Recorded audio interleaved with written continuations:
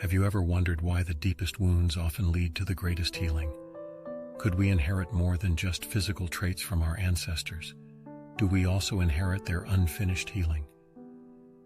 I've come to understand something deeply unsettling yet profoundly true. We live in the shadow of a generational curse, a collective habit of silence where pain is concerned. We're taught to brush it under the rug, to carry on as if the weight of our ancestors' unspoken sorrows doesn't press down on our shoulders. But here's the thing, pain is loud, even when silent. It demands to be felt, acknowledged, and understood. It's as if, amidst our lineage, there are those of us born with a heavier burden, maybe me, maybe you, who are born with an uncanny ability to feel, to really feel. It's as though all the pain that was never felt, all the tears that were never cried by those before us, have found a home within us. We're the ones who've been labeled depression, anxiety, bipolar disorder, names that carry the weight of struggle. But what if they're actually the names of our deepest gifts? I'm beginning to see that we, the ones who feel too much, might just be the true healers of our time. Gifted with the profound ability to dive into the depths of human suffering, not just our own but that of our lineage, and emerge with a heart still open, still beating with compassion and understanding. It's a bittersweet gift, this depth of feeling. It's as if we're the designated carriers of our ancestors' unshed tears, their unspoken fears, and through feeling them, through giving them voice, we have the chance to heal not just ourselves but the silent generations that came before us. But here's the thing about pain, it's stubborn. It demands to be felt, to be acknowledged, to be given its due.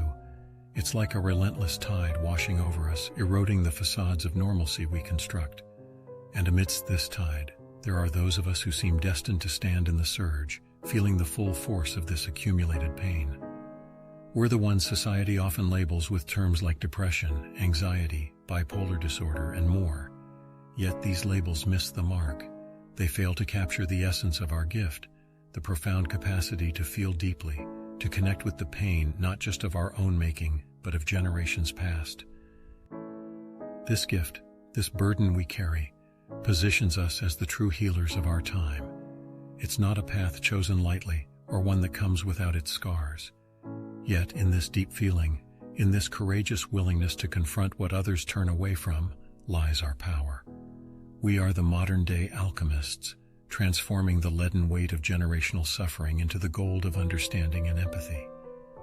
Our diagnoses do not define us, rather they hint at the depth of our ability to heal, to understand and to bear witness to the pain that demands to be felt, breaking the cycle of silence that has held us captive for far too long. The tales of Apollo, Chiron, and Asclepius whisper to me, each a beacon illuminating the archetype of the wounded healer. It's a concept that resonates deep within my bones, the idea that those who heal are often themselves marked by unseen wounds. Among these mythic figures, it's Chiron, the wise centaur, who holds my gaze. Chiron, wounded by an arrow that could never be removed, embodies a paradox that speaks directly to the core of my being. His story, a journey from an incurable wound to becoming a legendary healer, unfolds before me as a profound testament to the necessity of embracing our own wounds. It's a narrative that lays bare the truth I've come to live by. Our deepest pains, once faced and accepted, become the source of our greatest wisdom. The paradox of the healer's wound, the knowledge that wisdom often blooms from the soil of suffering, settles around me like a cloak. This ancient tale, echoing through the ages, serves as a mirror, reflecting back the complexities of my own journey. It's a reminder that the path to healing others begins with a courageous exploration of our own scars, an acceptance of the pain that carves the channels through which empathy and understanding flow. It's about meeting your suffering with open eyes, acknowledging the jagged pieces within that we'd rather leave untouched. This journey, marked by the tumult of personal crisis and the deep valleys of suffering, has thrust me into the heart of the psychological process known as individuation. Individuation, a term I've come to understand intimately, involves the integration of disparate aspects of the self, a forging of unity from the multiplicity of my experiences, thoughts, and emotions. It's a process that begins in the crucible of crisis, where the facade of who I thought I was begins to crumble, revealing the raw, unvarnished truth of my being. As I've navigated this process, I couldn't help but draw parallels to the hero's journey, a narrative arc that has been played out across cultures and epics, where the hero ventures forth from the known into the unknown, faces trials and adversaries, and returns transformed.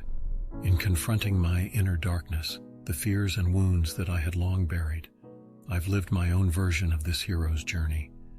Each step into the shadowed parts of my psyche, though fraught with fear and resistance, has been a step towards my true potential, a step towards the light of understanding and self-compassion.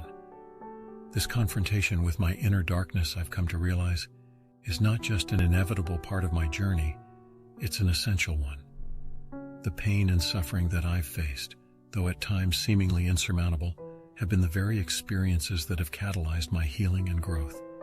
It's a paradoxical truth that in facing our pain, in allowing ourselves to feel it fully and deeply, we unlock the doors to healing not just for ourselves but for others as well. Our personal transformations become beacons of hope and possibility for those still wandering in their own darkness. The journey of individuation, then, is not a solitary endeavor. It's a path that, while uniquely our own, connects us to the collective human experience. It's a reminder that our suffering and our healing are intricately linked to the suffering and healing of others. By embracing the entirety of our being, our light and our shadow, we not only heal ourselves but also contribute to the healing of the world around us. In this way, the process of individuation becomes a sacred journey, a hero's journey, where the ultimate treasure we find is not just the integration of our own selves, but the realization of our role in life as agents of healing and transformation. In my journey, I've crossed paths with souls who carry the light of healing in their scars. Therapists, analysts, and guides who walk the earth as embodiments of the wounded healer archetype. These individuals, marked by their own scars, carry the torch of healing, not in spite of their wounds, but because of them.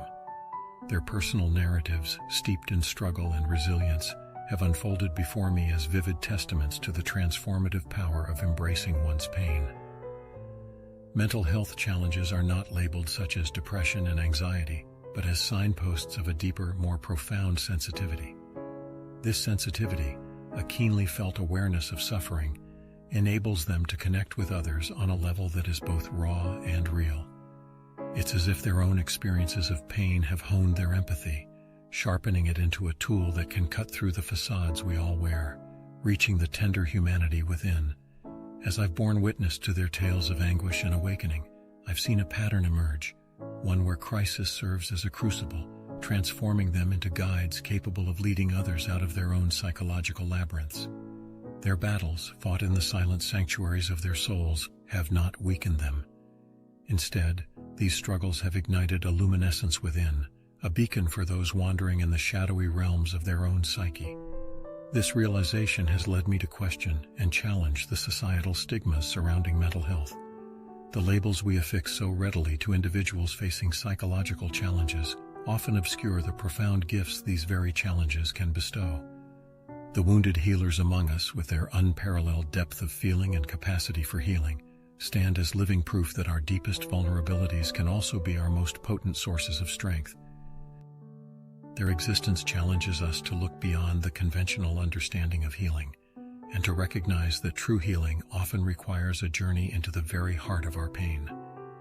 These wounded healers exemplify the paradox that it is only by facing our darkness that we can find our way back to light, not just for ourselves, but for those around us who, in seeing our light, might find the courage to kindle their own. In learning from these extraordinary souls, I've come to understand that the journey of healing is not a solitary endeavor, but a shared voyage. We are all, in some way, wounded healers called the most profound journey we can undertake. This isn't about glorifying suffering or dwelling in our sorrows more than necessary. It's about the transformative power that comes from truly embracing and feeling our pain. It's about recognizing that suffering, in its universal and archetypal nature, carries within it the seeds of our healing and growth. I've come to see myself and others like me as wounded healers, individuals who, through our own trials, have learned the delicate art of turning our wounds into wellsprings of empathy and understanding for others.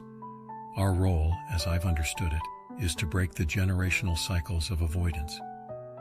Our societies, our families, they teach us to shy away from pain, to bury it under layers of silence and stoicism.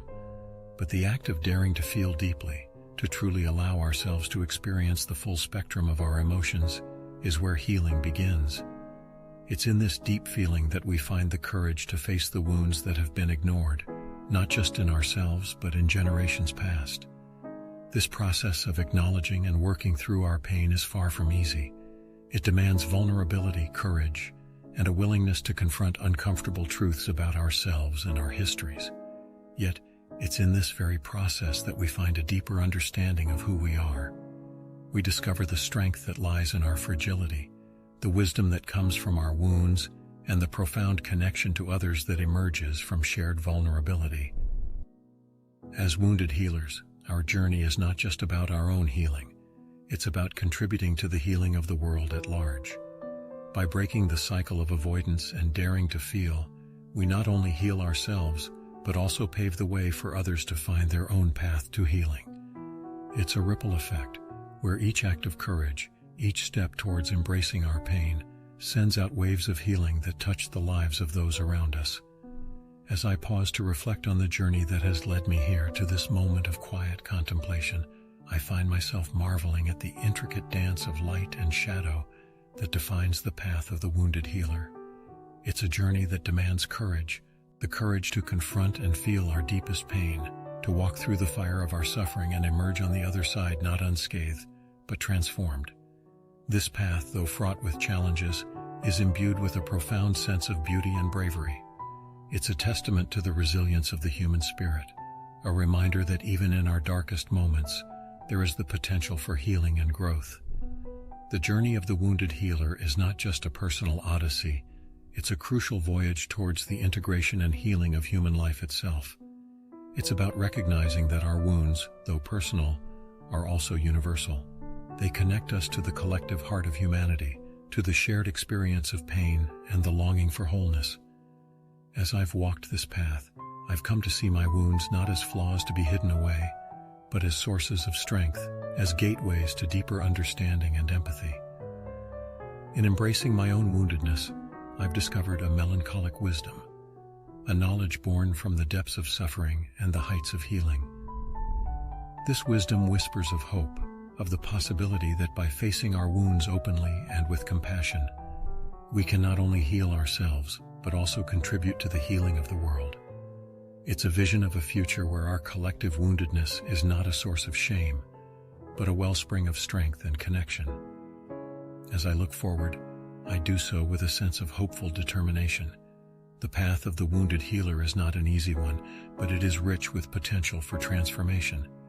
It's a journey that calls us to embrace the full spectrum of our human experience, to find beauty in our brokenness, and to weave our individual stories of healing into the human life.